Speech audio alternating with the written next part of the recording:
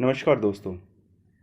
आज की वीडियो में हम सेंटेंस के एलिमेंट्स को स्टडी करेंगे, जिसके अंतर्गत सब्जेक्ट, वर्ब, ऑब्जेक्ट, कॉम्प्लीमेंट और एडवर्बियल के बारे में हम डिटेल से स्टडी करेंगे।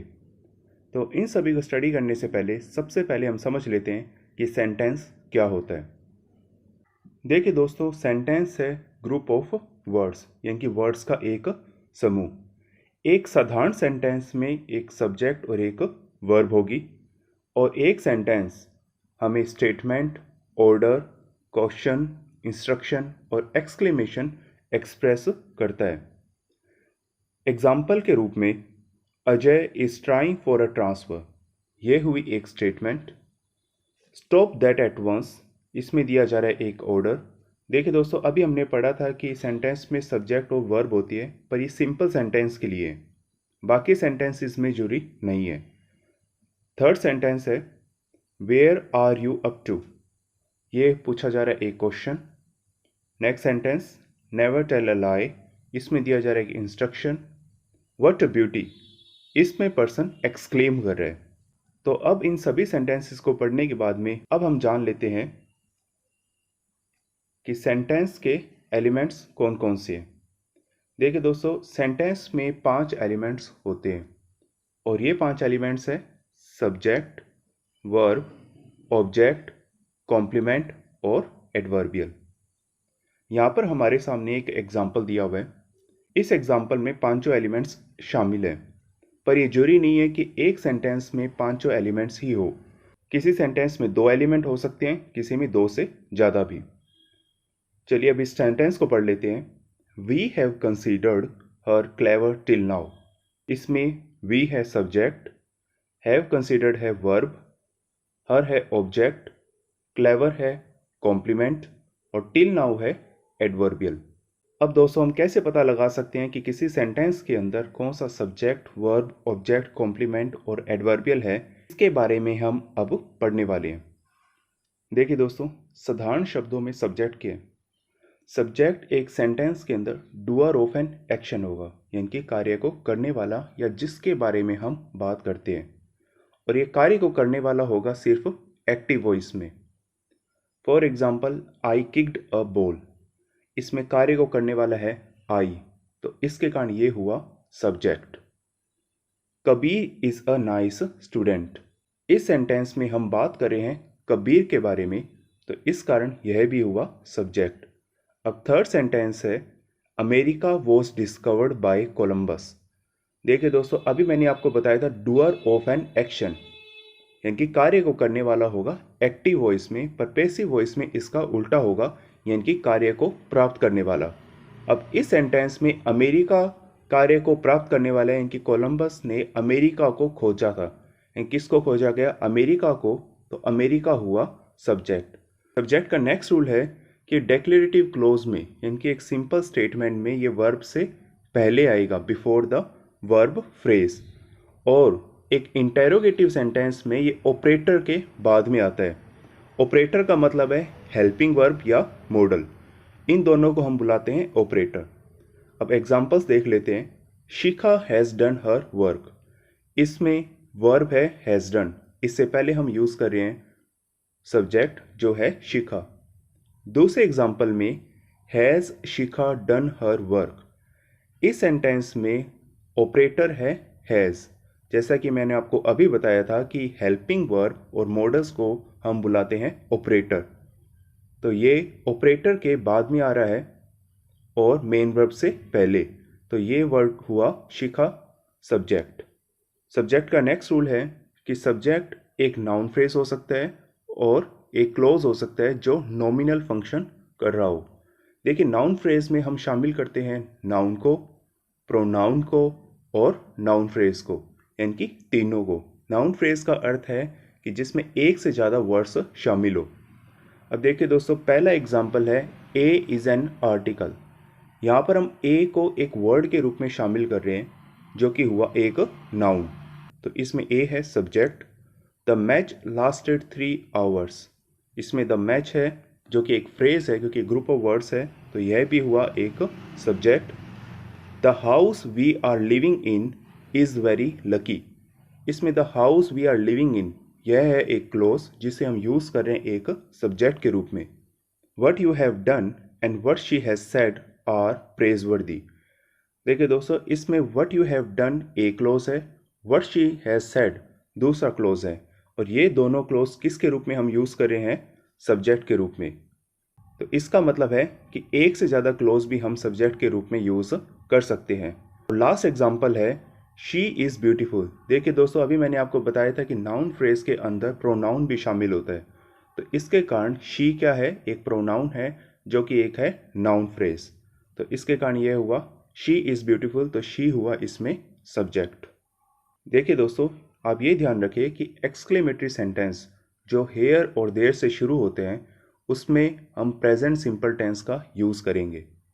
और दूसरी बात आपको जो ध्यान रखनी है कि हेयर और देयर सेंटेंस के स्टार्टिंग में ज़रूर यूज़ होंगे, पर वो रियल सब्जेक्ट बिल्कुल भी नहीं है, क्योंकि रियल सब्जेक्ट वो कब आएगा? वर्ब के बाद में। और ये जो रूल है वो सिर्फ लागू होगा नाउन के साथ में, क्योंकि अगर आप प्रोनाउन यूज़ करोगे तो वो होगा वर्ब से पहले, और जो नाउन होगा वो होगा वर्ब के बाद में। तो अब इन एग्जांपल्स को देख लेते हैं। हेयर कम्स द बस, क्योंकि बस एक नाउन है तो हम यूज़ करें वर्ब के बाद में। इसमें जो सेकंड एग्जांपल है हेयर द बस कम्स, अब इसमें नाउन अगर हम वर्ब से पहले यूज़ करेंगे तो यह होगा गलत। तीसरा एग्जांपल है देयर दे गो, क्योंकि अब दे हुआ प्रोनाउन, तो इसे हम यूज़ करेंगे गो से पहले, क्योंकि गो है इसमें वर्ब। जैसे कि मैंने आपको अभी बताया था कि हेयर और देयर वाले सेंटेंसेस में हम प्रोनाउन का यूज़ वर्ब से पहले करेंगे। देखिए दोस्तों, लास्ट एग्जांपल में दिया हुआ है देयर गो दे। इस सेंटेंस में ये रॉन्ग इसलिए है क्योंकि इसमें लास्ट में लिखा हुआ है प्रोनाउन, और आपको अभी बताया है कि हेयर और देयर से शुरू होने वाले सेंटेंसेस में जो एक्सक्लेमेटरी सेंटेंस है उसमें लास्ट में हम प्रोनाउन का यूज़ नहीं कर सकते। प्रोनाउन आएगा वर्ब से पहले और नाउन आता है वर्ब के बाद में। अब दोस्तों, सभी रूल्स को एक बार फिर से हम पढ़ लेते हैं। तो सब्जेक्ट का पहला रूल है कि डूअर ऑफ एन एक्शन, कार्य को करने वाला होगा एक्टिव वॉइस में, और कार्य को प्राप्त करने वाला होगा पैसिव वॉइस में, या हम जिसके बारे में बात करते हैं।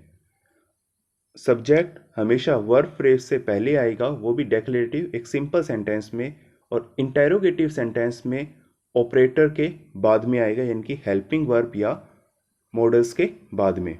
नेक्स्ट रूल था कि सब्जेक्ट के अंदर हम नाउन फ्रेज का यूज़ कर सकते हैं। नाउन फ्रेज में हम नाउन, प्रोनाउन और नाउन फ्रेज तीनों शामिल है, और क्लोज विद नॉमिनल फंक्शन का हम यूज़ कर सकते हैं सब्जेक्ट के रूप में।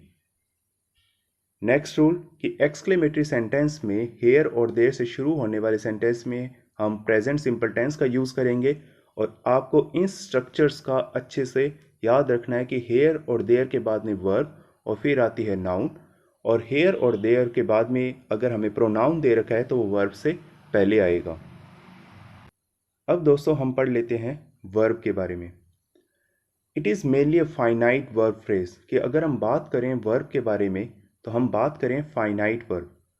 देखिए दोस्तों, इसके आधार पर दो वर्ब होती है, एक फाइनाइट वर्ब होगी, एक नॉन फाइनाइट।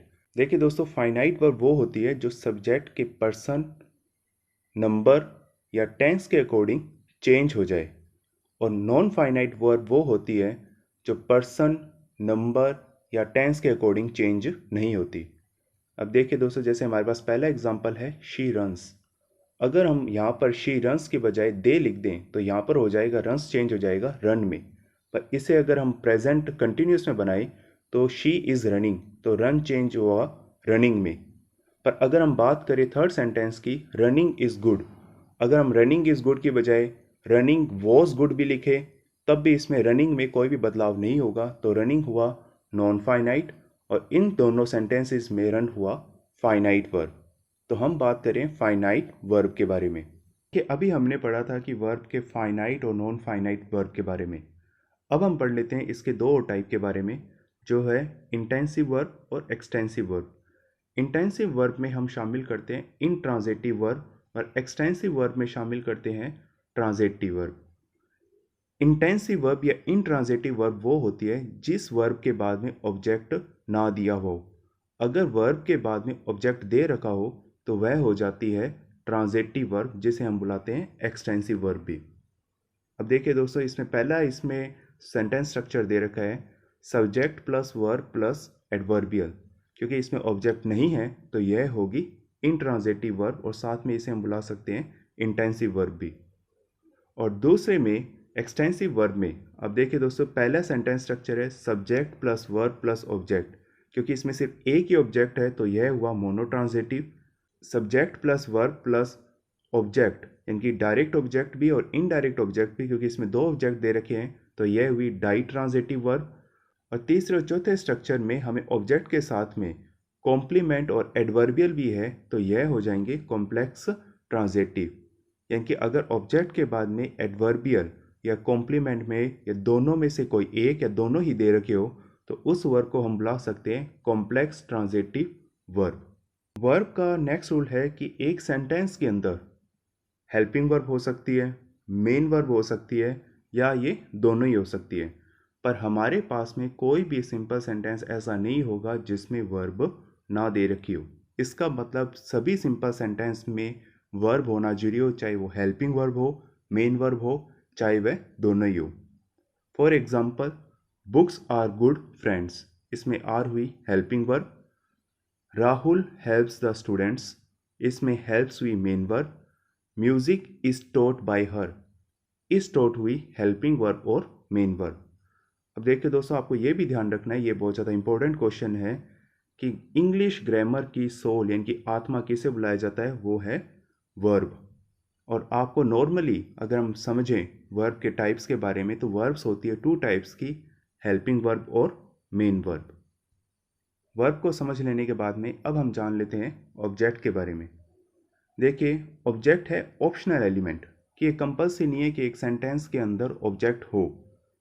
और आपको ये ध्यान रखना है कि अगर सेंटेंस के अंदर ऑब्जेक्ट होगा तो वह आएगा मेन वर्ब के बाद में। और आपको ये भी ध्यान रखना होगा कि मेन वर्ब के बाद में आने वाले हर वर्ड ऑब्जेक्ट नहीं होगा, वह कॉम्प्लीमेंट भी हो सकता है या फिर एडवर्बियल भी, इसका भी आपको ध्यान रखना है। और दूसरी बात यह है कि main verb expresses an action, कि मेन वर्ब एक एक्शन शो करती है जिसका इफेक्ट जाएगा किसी पर्सन या थिंग पर, और वो ही अफेक्टेड जो पर्सन या थिंग है, जो प्रभावित व्यक्ति होगा या चीज होगी, उसे हम क्या बुलाते हैं, ऑब्जेक्ट। चलिए अब एग्जांपल्स देख लेते हैं। रामा किल्ड रावण, अब देखिए राम ने मारा रावण को, तो राम ने जो मारने का प्रभाव है वो किससे प्राप्त हुआ, रावण को, तो इसके कारण यह हुआ ऑब्जेक्ट। और दूसरा मैंने आपको इसमें एक और रूल बताया था कि मेन वर्ब के बाद में ही किस कौन आएगा, ऑब्जेक्ट आएगा।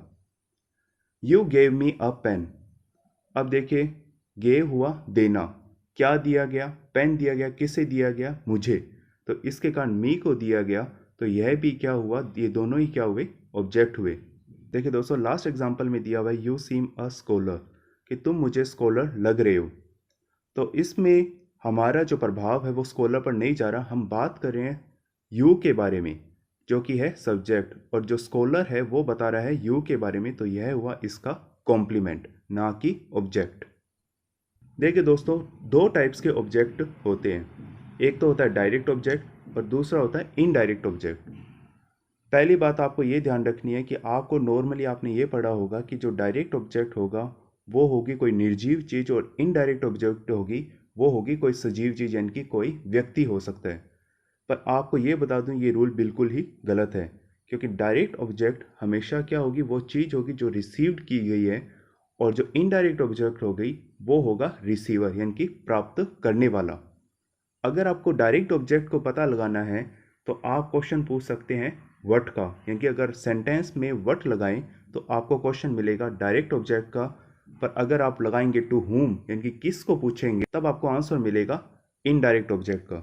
एग्जाम्पल के रूप में, she asked me a question, देखिए अभी मैंने आपको बताया था क्या चीज़ रिसीव हुई, क्वेश्चन रिसीव हुआ, उस क्वेश्चन को रिसीव करने वाला कौन है, मी, तो इसके कारण क्वेश्चन हुआ डायरेक्ट ऑब्जेक्ट और मी हुआ इनडायरेक्ट ऑब्जेक्ट।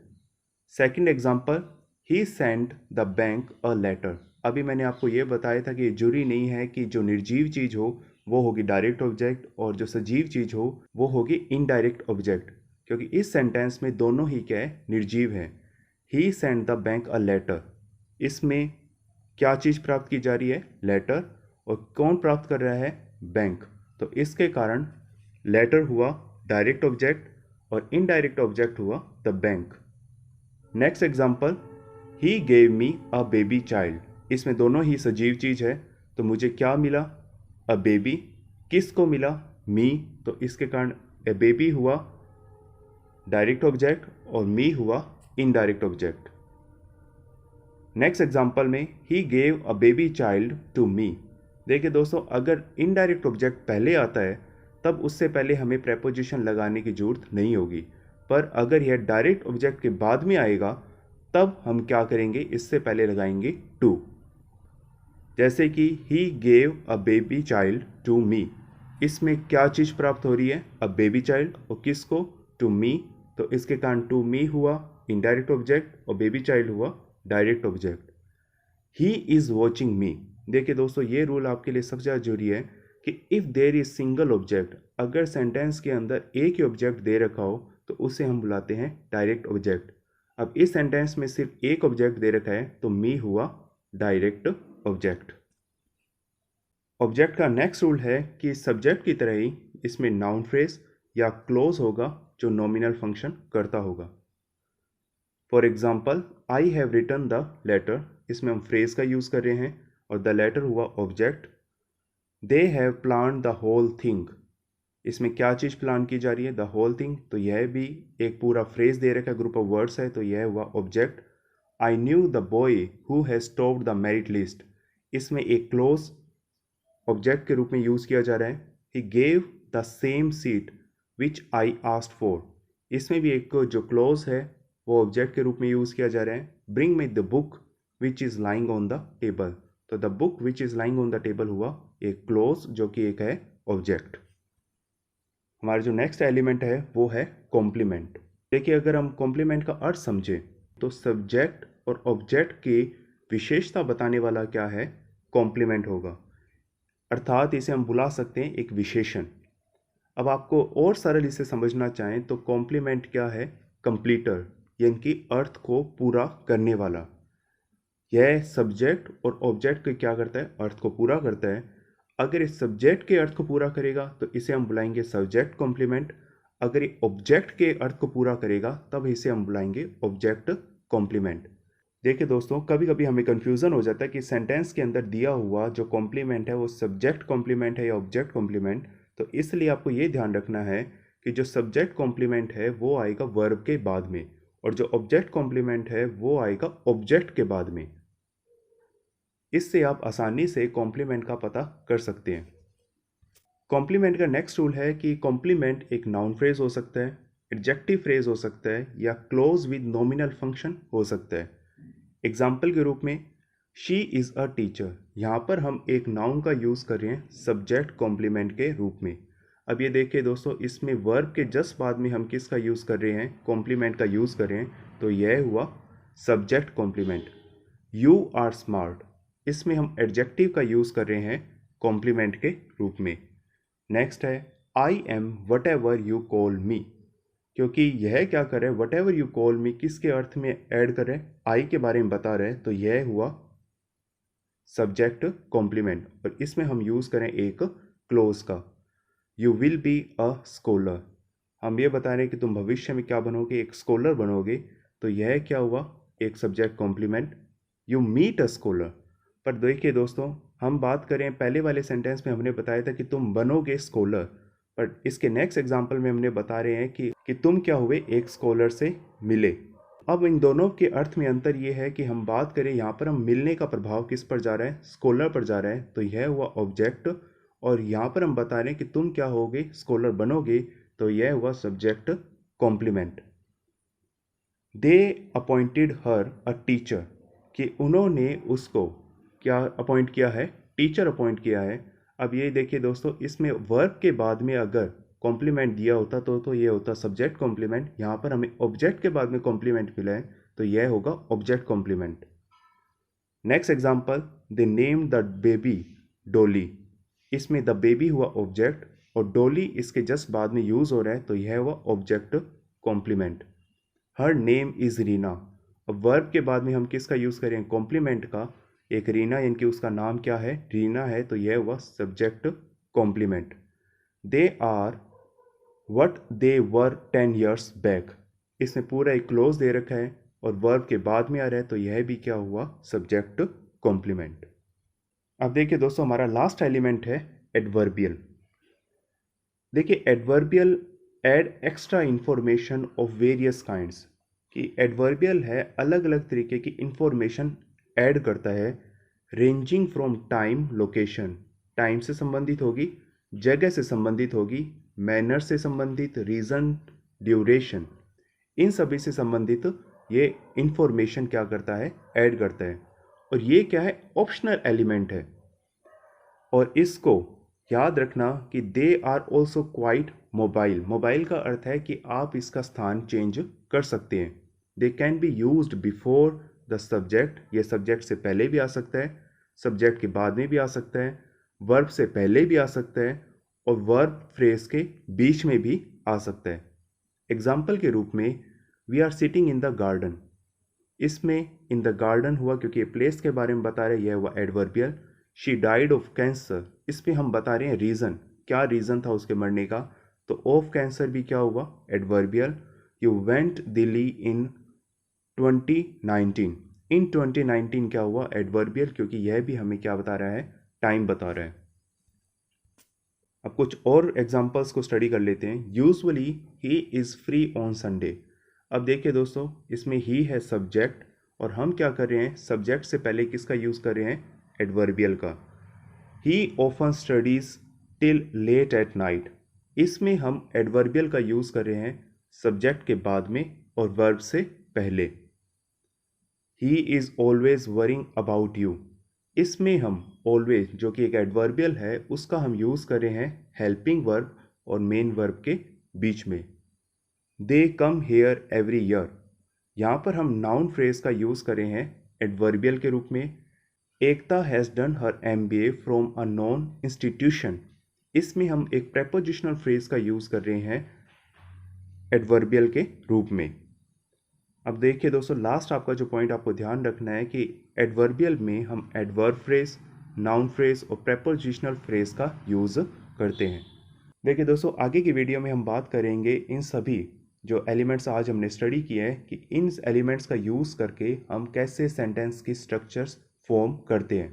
और उसकी नेक्स्ट वीडियो में जितना भी आज हमने इन दोनों वीडियो में हम पढ़ेंगे उसको हम क्या करेंगे, रिवाइज करेंगे और एक्सरसाइज से हम प्रैक्टिस करेंगे।